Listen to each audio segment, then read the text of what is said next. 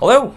I'm back in Los Angeles. All of my days and days of driving went very well, except for the last, what should have been 30 minutes and was more like an hour and a half. Because there's a part right before you get to downtown LA where you would need to switch freeways, and I missed where you switched, so I went right through the middle of downtown at night while it was raining.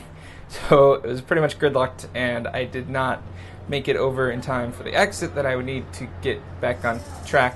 So I ended up going south for a little while and then taking surface roads. But all told, it was like 50 minutes extra within the last, what should have been more like 30 minutes of my drive, so that was annoying. But anyway, we filmed a parody commercial that should be coming up pretty soon.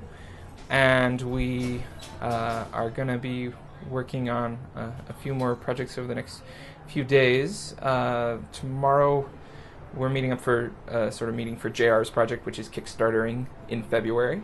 And then Saturday I'm directing a niece's film. And a couple weird sort of tidbits. One very disturbing thing that was released that I learned about. Apparently there's this very strong tie between lead and violence, but in a really weird kind of a way.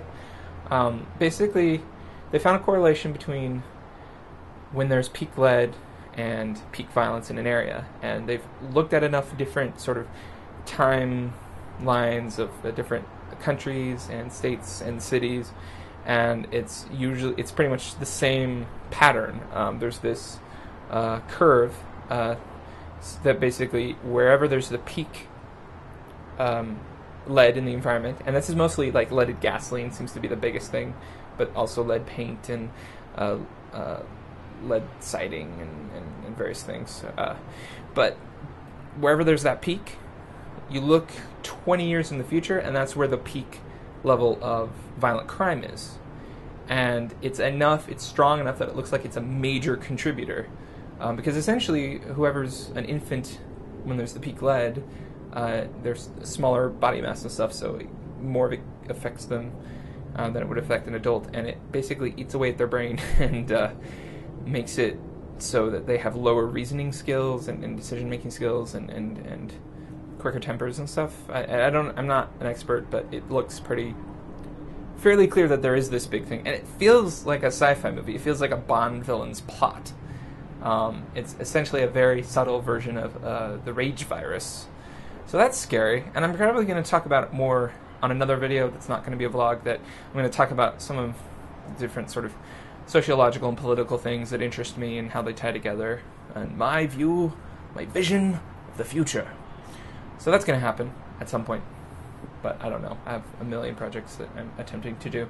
Another thing that's much more lighthearted is a group released a video where they took the lyrics to the theme from Fresh Prince of Bel-Air, and they translated it through every single language on Google Translate back to English and then sang it, and it's a genius. It seems like high poetry. And I'm actually going to type up this vlog, do that same thing, and then redo the vlog after that, and we'll see how it turns out, and I'll link it as a separate video. So please check that out, because I think it'll be really funny. So with February, I'm allowed to eat meat again. And my new thing, I'm probably going to do a really lame poor man's version of dairy-free. So basically, no milk, no cheese. That's the big one that's probably going to affect me, because I put cheese on every single thing. No yogurt, no ice cream. We'll see if there's anything else specific. But I'm not going to be as stringent on, like, if it's bread that has milk as part of the recipe, that's okay. So that's basically where it's going to be. And I'm not going to really do anything for March, because March is when I have my marathon, and I don't want to be worried about finding vegan-free, or not vegan-free. That's everything. But anyway, not going to be worried about getting specialty foods when I'm focusing on just being ready and finishing the marathon. So that'll be a break. I'm going to be filming, or we're going to be filming I'm going to be acting in The Vault next week, do my part, which will be fun. February is National Bird Feeding Month, so please feed the birds. Tuppence a bag. Tuppence a bag. I hope I have those lyrics correct. It's also Black History Month. And the second, which is Saturday, is Groundhog Day. And That's also when we're shooting in Nices, so that doesn't really bode well for the film. Well, it doesn't bode well for us because we're going to be living through the shoot over and over and over for lifetimes, but the final film should probably be amazing because we'll be experts at it by then. So actually look forward to that. The Super Bowl is on Sunday, and I really don't follow sports, but it looks like it's the Ravens versus the 49ers. And I do know that my family supports the 49ers because we used to live sort of in the greater San Francisco area. So, 49ers, yeah. And it's taking place in New Orleans, Narwhal. It's going to be narwhals fighting with footballs, and it'll be exciting. I'd actually watch that. That would be interesting because narwhals are cool and seem mythological. Finally, on the 4th, it's the World Health Organization's World Cancer Day. So another sort of awareness kind of day to keep in mind.